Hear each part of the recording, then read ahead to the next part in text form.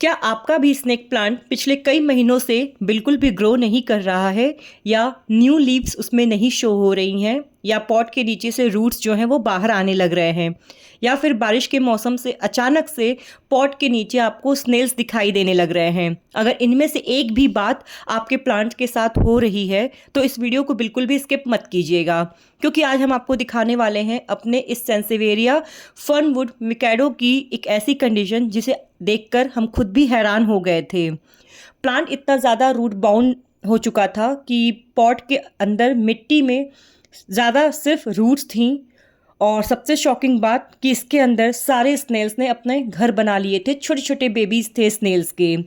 तो आज हम इस प्लांट को रेस्क्यू भी करेंगे और साथ ही जानेंगे कि आखिर ऐसा क्या हुआ और इसका फ्यूचर में इसको हम कैसे रोक सकते हैं, उसके बारे में भी डिस्कस करेंगे। तो hello everyone, welcome back to the channel the garden corners.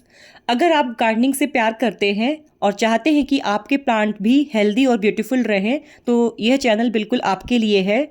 आज का वीडियो खास है क्योंकि हम सिर्फ इसमें रिपोर्टिंग नहीं करेंगे बल्कि एक ऐसे स्नैक प्लांट को रिवाइव करेंगे जो काफ़ी समय से हेल्प मांग रहा था, जिसको मुझे आज रेस्क्यू करना पड़ा। सबसे पहले हम इस प्लांट के बारे में थोड़ा सा जान लेते हैं। तो इसका नाम है सेंसेवेरिया फर्नवुड मिकाडो। ये स्नेक प्लांट की सबसे एलिगेंट वैरायटीज़ में से मानी जाती है। इसकी जो पत्तियां होती हैं वो थोड़ी लंबी, पतली और सिलेंड्रिकल होती हैं, जो इसे बाकी स्नेक प्लांट से बिल्कुल डिफरेंट लुक देती हैं। पेंसिल जैसे होता है ना, बिल्कुल पेंसिल के शेप एंड फॉर्म में होती है ये। और इसकी सबसे अच्छी बात यह है कि ये एक लो मेंटेनेंस प्लांट है, कम पानी में भी सर्वाइव कर लेता है, इंडोर भी ग्रो करता है, आउटडोर भी ग्रो करता है, लो लाइट भी टॉलरेट कर लेता है और एयर प्योरिफिकेशन में भी हेल्प करता है। लेकिन लो मेंटेनेंस का मतलब यह बिल्कुल भी नहीं है कि इसको केयर की ज़रूरत नहीं है। यही सबसे बड़ी मिसअंडरस्टैंडिंग होती है जब हम लो मेंटेनेंस प्लांट को समझते हैं कि उसमें केयर की कोई ज़रूरत नहीं है। और जैसा कि आप प्लांट को देख रहे हैं कि कितना रूट बाउंड हो चुका है, ये छोटे से पॉट में पूरा प्लांट फुल हो चुका था और रूट्स जो हैं वो पूरे रूट बाउंड हो चुके हैं। ये जो प्लांट है स्नेक प्लांट, ये मेरे पास काफ़ी टाइम से है। जब मैंने इसे ख़रीदा था तो ये बहुत छोटा सा था और उस टाइम पे मैंने आई थिंक इसे 300 के समथिंग परचेज़ किया था। धीरे धीरे इसकी ग्रोथ काफ़ी अच्छी होने लगी, नई शूट्स भी निकलते रहे। लेकिन कुछ टाइम से मैंने नोटिस किया कि प्लांट जो है वो लगभग जो इसकी ग्रोथ है वो रुक सी गई है और जो इसकी शूट्स हैं वो भी आना बंद हो गए हैं। और मेन रीज़न कि पानी मुझे फ्रिक्वेंटली देना पड़ रहा था, अदरवाइज़ स्नेक प्लांट को इतना पानी की रिक्वायरमेंट नहीं होती है। और ड्रेनेज होल से जो इसके रूट्स हैं वो मुझे दिखाई देने लगे थे, तो मुझे समझ आ गया था कि इस प्लांट को अब रिपोर्ट करने की ज़रूरत हो गई है। वैसे मुझे एक बात बताइएगा कि क्या आपने भी स्नेक प्लांट को पॉट से बाहर निकाल के उसकी रूट्स चेक किया है क्या? कमेंट में ज़रूर बताइएगा। बहुत सारे लोग सालों तक रूट्स को चेक नहीं करते हैं, देखते ही नहीं हैं और बाद में उनका जो प्लांट है वो अचानक से ख़राब होना स्टार्ट हो जाता है। अब सबसे ज़रूरी बात, रूट बाउंड आखिर होता क्या है? जब किसी प्लांट की रूट्स पूरी पॉट को पूरी तरीके से भर देते हैं और उसके पास फैलने की बिल्कुल भी जगह नहीं होती है, तो उस कंडीशन को हम बोलते हैं रूट बाउंड। रूट जो है पॉट के अंदर गोल गोल घूमना स्टार्ट हो जाता है, जैसा कि आप मेरे इस वैरायटी को देख रहे हैं कि जो रूट्स थे वो सॉइल के चारों तरफ राउंड एंड राउंड होने लगे थे। मिट्टी धीरे धीरे कम होने लगती है, नई रूट्स के लिए न्यू जगह नहीं बचती है और जो वाटर और न्यूट्रिएंट्स दोनों की अवेलेबिलिटी कम हो जाती है और प्लांट की जो ग्रोथ है वो रुकने लगती है। ये प्रॉब्लम स्पेशली स्नेक प्लांट, जेजी प्लांट, पीस लिली और स्पाइडर प्लांट में अक्सर देखने को मिलता है। आपने भी ये चीज़ नोटिस किया होगा। अगर आपको प्लांट में ये साइंस दिखाई दें, जैसे कि रूट ड्रेनेज होल से बाहर आना, प्लांट की ग्रोथ रुक जाना, पानी डालते ही तुरंत नीचे से निकल जाना, पॉट में मिट्टी बहुत कम दिखाई देना, पॉट जो है वो थोड़ा सा भारी हो जाना, प्लांट जो है वो बार बार गिरने लगे, पत्तियां पहले जैसी हेल्दी ना दिखें, इनमें से अगर 3-4 साइन भी अगर आपको देखने को मिलता है तो इसके रूट्स को ज़रूर चेक कीजिए, क्योंकि ये रिपोर्टिंग का इनका टाइम आ गया है। मैंने काफ़ी टाइम से इस प्लांट की रिपोर्टिंग नहीं की थी। ऊपर से देखने पे ये बिल्कुल ठीक लग रहा था, लेकिन अंदर से अलग ही कहानी चल रही थी। यही वजह होती है कि सिर्फ पत्तियां देखकर प्लांट की हेल्थ का अंदाज़ा नहीं लगाया जा सकता है, उसकी रूट्स को भी देखना उतना ही इम्पॉर्टेंट होता है। देखिए, जैसे ही प्लांट बाहर आया है आप साफ देख रहे हैं कि पॉट के अंदर मिट्टी बहुत कम बची है और चारों तरफ केवल और केवल रूट्स दिखाई दे रहे हैं। यही होता है रूट बाउंड कंडीशन। अब रूट्स के पास फैलने की जगह ही नहीं बची है, इसीलिए प्लांट जो है वो अपनी ग्रोथ को स्लो कर देता है या रोक देता है।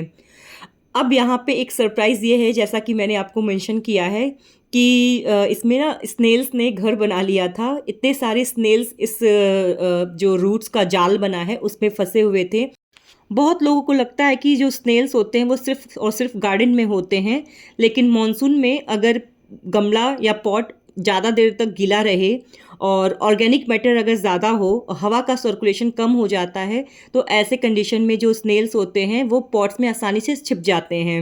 रूट बाउंड प्लांट में मिट्टी जो है वो कॉम्पैक्ट हो जाती है, अंदर एक नमी ठंडी सी जगह बन जाती है। यही स्नेल्स के लिए परफेक्ट जगह होती है छिपने के लिए। दिन में तो ये छुपे रहते हैं इसलिए हमें पता नहीं लगता है, लेकिन रात में निकलकर जो इनकी सॉफ्ट रूट होती है या जो न्यू ग्रोथ होती है उनको ये नुकसान पहुंचाते हैं। अगर आपको सुबह मिट्टी चमकदार स्लाइमी ऐसा कुछ दिखाई दे तो समझ जाइएगा कि कहीं ना कहीं स्नेल या स्लग मौजूद है आपके प्लांट में। और इसको रिमूव करने के लिए आप मैनुअली इसको रिमूव कर सकते हैं अगर इन्फेस्टेशन कम है, और अगर ज़्यादा है तो एक एक रूट्स को आपको अच्छे से चेक करना होगा। रॉटन रूट को हटाना होगा, डैमेज रूट को हटाना होगा, जहाँ ज़रूरत होती है वहाँ से कट करना होगा रूट्स को जो डैमेज होंगे। हेल्दी रूट्स को कभी भी ज़्यादा डिस्टर्ब नहीं करना चाहिए क्योंकि वो प्लांट की नई ग्रोथ की ताकत होती है। सारे रूट्स को अच्छे से चेक करने के बाद जिस प्लांट को मुझे अपने पॉट में लगाना था, तो बेसिकली मैंने 2 पॉट इससे तैयार किए हैं, और जितने भी हेल्दी प्लांट था उसको मैंने ये फंजिसाइड के पानी में डिप किया है, ताकि अगर कोई भी इसमें इन्फेक्शन हो, फंगल इन्फेक्शन हो या कुछ भी इस टाइप का, तो उसको रिमूव किया जा सके, और इसी बहाने जो इनके रूट्स हैं वो वॉश हो जाएंगे फंजिसाइड के पानी से। इसको वॉश करने के बाद मैंने इसको 1 से 2 दिन ड्राई होने के लिए भी रखा था, क्योंकि बारिश का सीज़न है और ये धूप निकलती नहीं है, जिसकी वजह से प्लांट जो है वो ड्राई होने में काफ़ी टाइम लेता है। तो मैंने इसको 1 से 2 दिन एयर ड्राई किया है, उसके बाद मैंने इसको पॉट किया है। तो इसका प्रोपोगेशन भी काफ़ी ईजी होता है। मैंने इसको प्रोपोगेट किया है रूट डिवीज़न की हेल्प से। अच्छा, मैंने कुछ प्लांट इसमें से सेल भी किए थे, क्योंकि मेरे पास ये काफ़ी सारी वेराइटीज़ हो गया था इस सेंसेवेरिया फर्नवुड का। तो मैंने कुछ अपने लिए रखा और कुछ को मैंने सेल कर दिया था।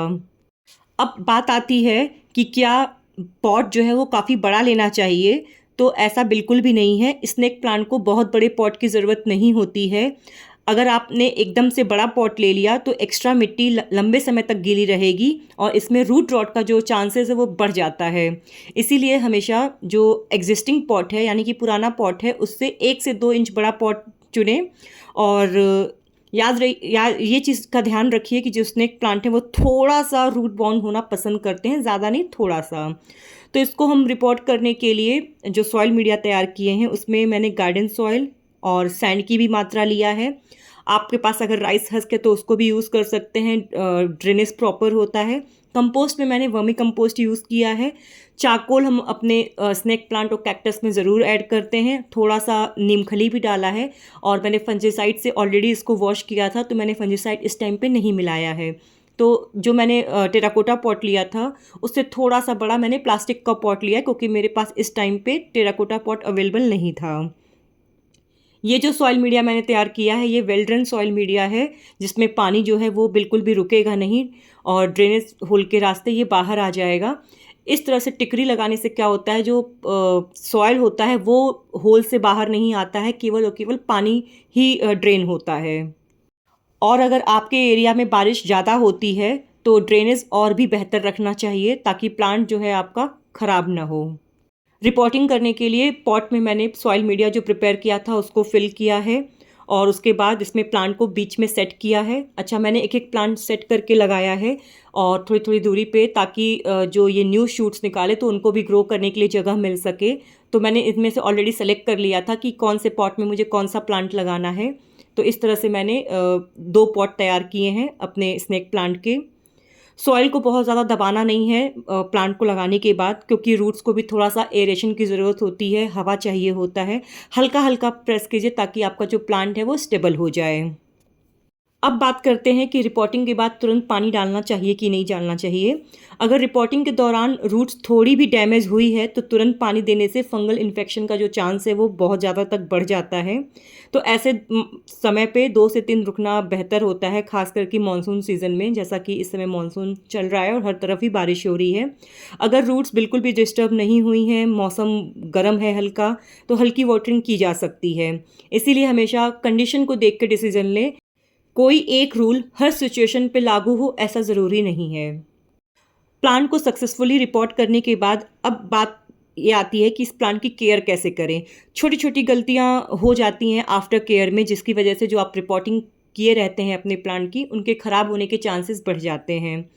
इसीलिए रिपोर्टिंग के बाद प्लान को नई जगह पर एडजस्ट होने के लिए थोड़ा सा समय लगता है। सबसे पहले अगर हम बात करें सनलाइट की, तो रिपोर्टिंग के बाद तुरंत प्लांट को तेज़ दोपहर वाली धूप में नहीं रखना है। वैसे भी बारिश का सीज़न है, धूप तो वैसे भी नहीं निकल रही है, फिर भी हमें ऐसी जगह पे रखना है जहाँ पे इसे ज़्यादा पानी और तेज़ रोशनी या धूप वाली जगह से इसे बचा सके, या ऐसी जगह रखें जहाँ ब्राइट इनडायरेक्ट लाइट मिले। अगर आपका प्लांट पहले से ही आउटडोर में था तो 3 से 5 दिन तक उसे हल्की रोशनी में रखें, फिर धीरे धीरे उसको अपनी जगह पे शिफ्ट कर दें। इससे जो है प्लांट को ट्रांसप्लांट शॉक का खतरा कम हो जाता है। अगर इसके वाटरिंग शेड्यूल की बात करें तो सबको पता है कि स्नेक प्लांट को कम पानी चाहिए होता है और ये लो मेंटेनेंस प्लांट होता है, और इसको हमेशा सॉइल चेक करके ही पानी दें। जब 2 से 3 इंच की जो सॉइल है वो ड्राई हो जाए तभी इसको वाटरिंग करें। और मानसून में तो और भी ध्यान रखना है कि मिट्टी जो है वो ज़्यादा देर तक गीली रहती है ना, तो इसलिए पानी का काफ़ी ध्यान रखना है। अब बात करते हैं इसके फर्टिलाइज़र की। तो रिपोर्टिंग के तुरंत बाद फर्टिलाइज़र नहीं देना चाहिए। नई रिपोर्टिंग के बाद प्लांट अपने पहले रूट्स को इस्टेब्लिश करता है। अगर आप उसी समय उसको फर्टिलाइज़र दे देंगे तो जो उसके रूट्स हैं उन पे स्ट्रेस पड़ेगा। कम से कम 3 से 4 हफ्ते बाद जब नई ग्रोथ दिखने लगे तब उसे आप बैलेंस फर्टिलाइज़र या ऑर्गेनिक फर्टिलाइज़र देना शुरू कर सकते हैं। अब जल्दी से बात कर लेते हैं उन गलतियों को जो स्नेक प्लांट के साथ ज़्यादातर होती है। बहुत बड़ा पॉट चुनना, हैवी सॉइल मिक्स का यूज़ करना, बार बार पानी देना, रिपोर्टिंग के तुरंत बाद फर्टिलाइज़र डालना और कई सालों तक रूट्स चेक ही नहीं करना। अगर आप इन 5 गलतियों से बच गए तो आपका स्नेक प्लांट जो है वो लंबे समय तक हेल्दी बना रहेगा। और एक इंटरेस्टिंग फैक्ट आपको बताते हैं, स्नेक प्लांट की जो रूट्स होती हैं सिर्फ पानी और न्यूट्रिएंट्स का काम नहीं करती हैं। इसके जो नीचे राइजोम्स बनते हैं ना, प्लांट अपनी एनर्जी वहाँ पे स्टोर करता है और इन्हीं राइजोम्स से न्यू पप्स यानी कि बेबी प्लांट्स निकलते हैं। यदि आप चाहते हैं कि आपका स्नेक प्लांट जल्दी जल्दी नई ग्रोथ दे, न्यू शूट्स निकाले, तो केवल पत्तियों पे भी नहीं, रूट्स पे भी ध्यान रखिए। मुझे सबसे ज़्यादा खुशी इस बात की है कि मैंने इस प्लांट को सही समय पर रिपोर्ट कर दिया है। अगर मैं इसे कुछ और महीने तक छोड़ देती तो शायद ग्रोथ और भी स्लो हो जाती और स्नेल की जो प्रॉब्लम है वो बढ़ जाती। अब इसे फ्रेश पॉट, नई मिट्टी और ग्रो करने के लिए नई जगह मिल गई है और मुझे पूरा भरोसा है कि आने वाले कुछ टाइम में ये प्लांट जो है वो काफ़ी हेल्दी ग्रो करेगा। अगर आपके घर में भी कोई स्नेक प्लांट है तो आज ही एक बार उसके पॉट के नीचे ड्रेनेज होल को ज़रूर चेक कीजिए। हो सकता है कि आपका भी प्लांट रिपोर्टिंग का सिग्नल दे रहा हो। अगर आज की ये वीडियो आपको कुछ नया सीखने को मिला हो तो वीडियो को लाइक ज़रूर करें। कमेंट करके बताएं कि क्या आपने कभी अपने स्नेक प्लांट को रूट बाउंड हालत में देखा है। अगर आप गार्डनिंग से जुड़े ऐसे ही प्रैक्टिकल और रिसर्च वीडियोस देखना चाहते हैं तो चैनल को सब्सक्राइब करना ना भूलें। मिलते हैं नेक्स्ट वीडियो में, तब तक के लिए अपने प्लांट का ध्यान रखिए और हैप्पी गार्डनिंग।